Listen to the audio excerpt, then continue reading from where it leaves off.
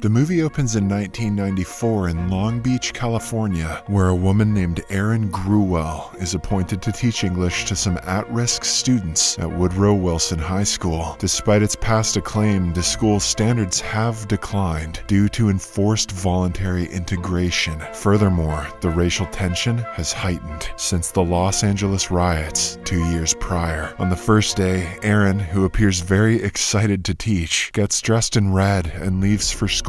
She enters the classroom and waits for the students to arrive. Shortly after, they enter the class, but begin engaging in their own discussion, disregarding the fact that there's a teacher next to them. Erin tries to initiate the course study, but the students aren't ready to listen. Not long after, two boys in the class get into an argument, which soon escalates. When Erin is not able to control them, she walks outside and gets some help to separate them. During the lunch break, she notices that the school is divided into numerous groups based on their tribes, and each group is the rival of the other. Despite this, Erin attempts to instill respect, but they ignore her and continue to be disruptive in class. A few days later, a Hispanic student named Eva Benitez lets her boyfriend Paco into the school, along with his fellow gang members. Soon after, the alarm bell rings, prompting several students to charge out and fight on the school grounds. The situation eventually gets intense, while Erin witnesses all of it,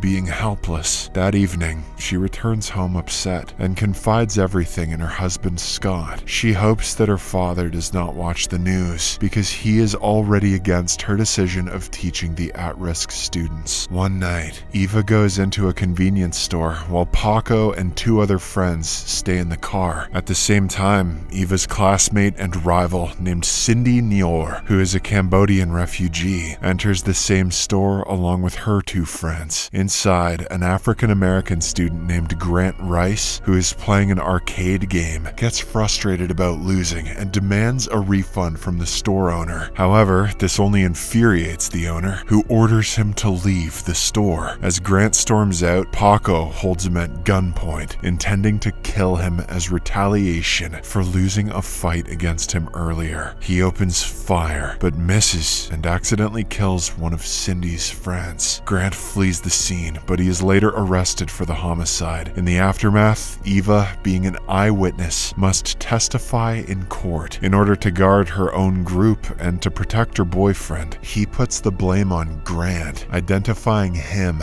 as the shooter. The following day at school, a student named Tito draws a racist drawing and passes it among his friends to mock a classmate named Jamal. When Erin notices this, she uses the drawing to teach them about the Holocaust. However, none of the students seem to know what that is. In the midst of their discussion, Eva expresses her hatred towards white people because they have no respect for how they live, and they only want respect as if they deserve it for free. Erin counters, emphasizing that one must give respect before expecting it in return. However, Eva asserts that white people can do anything for their pride. She reveals how she saw the white cops shooting her friend in the back just for reaching into his pocket. She also claims how she has seen the white officers break into her house and take away her father for no reason. Another student named Marcus adds that they are ready to die protecting their own tribe because they can at least die with respect. After hearing all of this, Erin clears their misconception, highlighting the reality that after they die, they'll simply be buried in the ground and will be forgotten. It won't matter whether they were an original gangster or not. Somehow, I don't think an existential crisis is going to improve these kids' moods. After class, Erin approaches the department head, Margaret Campbell, and requests to provide the students with the books with which they can relate. However, the head refuses to do so, as she knows that they'll only damage the books and lose them. Moreover, the school doesn't have the budget to buy new books every semester. Instead, she tells Erin to focus on teaching them discipline and obedience. Unable to persuade her, Erin goes to talk to another faculty member named Brian. Much to her disappointment, he also aligns with the department head and believes that integration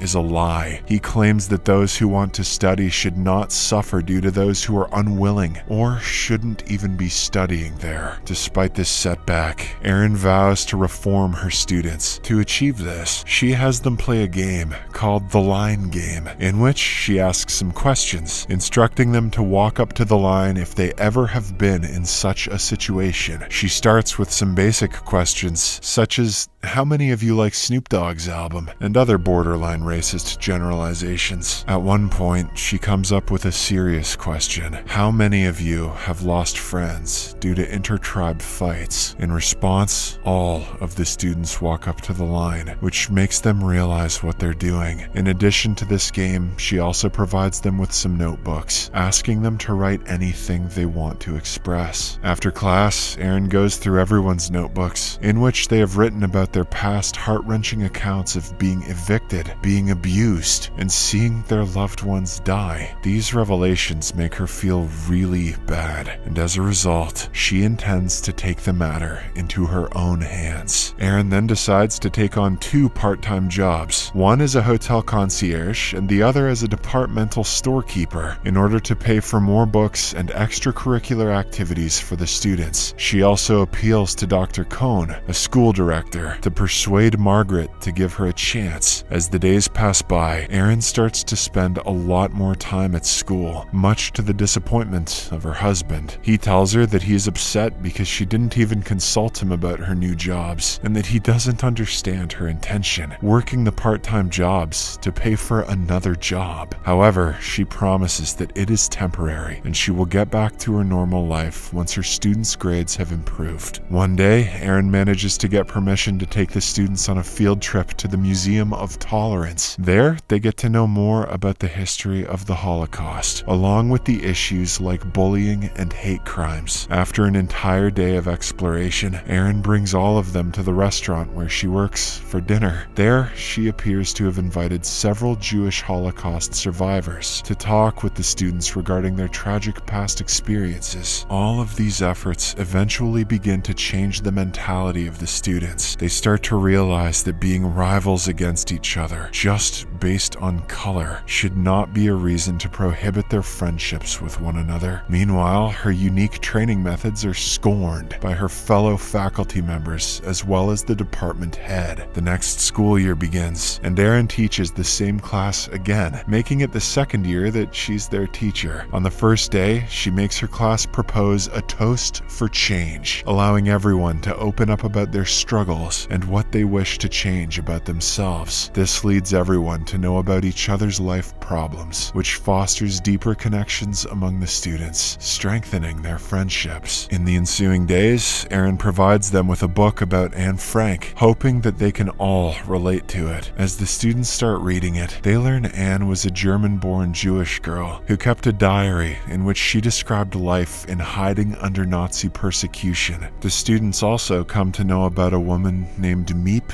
Gies, who did a courageous work of helping Anne Frank, her family, and some other Dutch Jews hide from the Nazis during the war. Knowing that Miep Gies is still alive, the students request Erin to bring her to their school and share her story with them. Erin is hesitant because Miep Gies is now an elderly woman, and also because bringing her to the United States would be very expensive. However, the students insist and even promise to raise the funds for it themselves. Starting from the very next day, all the students conduct various fundraising activities, such as organizing beach food stalls, dance programs, and other entertaining events. With all their collective efforts, they manage to gather the required funds in a few days. Amidst this, Erin also makes her best efforts to reach Miep Gies and manages to invite her as an honorable guest. The anticipated day arrives as Miep Gies finally graces the school with her presence, bringing immense joy to the students. Marcus escorts her to the hall, where students gather to hear her wartime experiences. She recounts facing the Nazis with courage, even when confronted with a gun to her head at one point. Marcus, who is moved by her story, stands up and tells her that she is his hero. However, she humbly rejects the title, insisting that she was merely doing the right thing. Miep also persuades the students that they are all heroes, and that with their own small ways, they can turn on a a small light in a dark room. Inspired by the events, Marcus decides to reconcile with his past. Here, it is revealed that he had abandoned his mother to join a violent gang. Now that he has realized his mistake, he returns home and apologizes to his mother, expressing his wish to change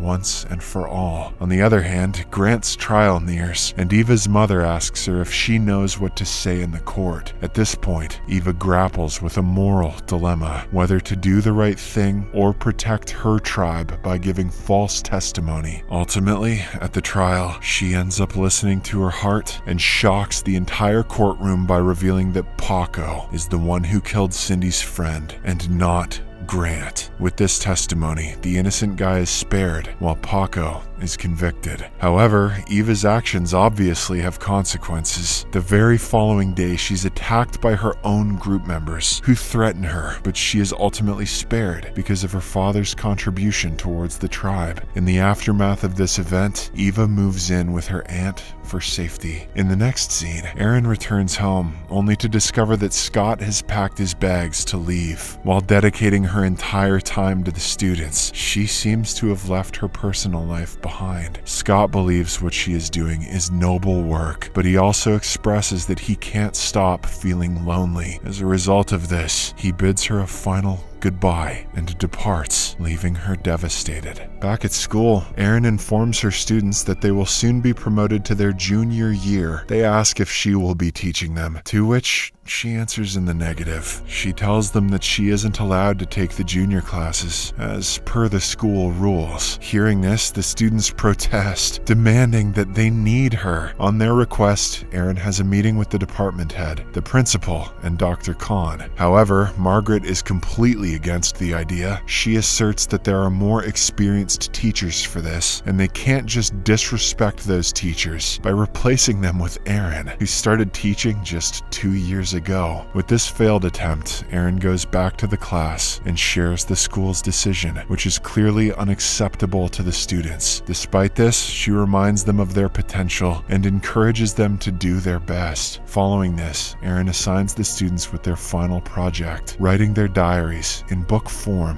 just like Anne Frank. Erin believes that the students aren't just kids in a class anymore. Instead, they're writers with their own voices and own stories. According to Erin, even if nobody reads it, the book would be something to leave behind. Later on, Erin compiles all the entries and names the book as the Freedom Writer's Diary. The following day, she is summoned for another meeting at the Board of Education. At the end of the meeting, the chairman permits her to teach her kids, not only in their junior level, but also in their senior years. Erin immediately goes to her students and shares this good news, much to their elation. The movie ends with a note that Erin successfully prepared numerous high school students to graduate and attend college. Subscribe for more videos like this, turn on notifications, and leave a like to help the channel out.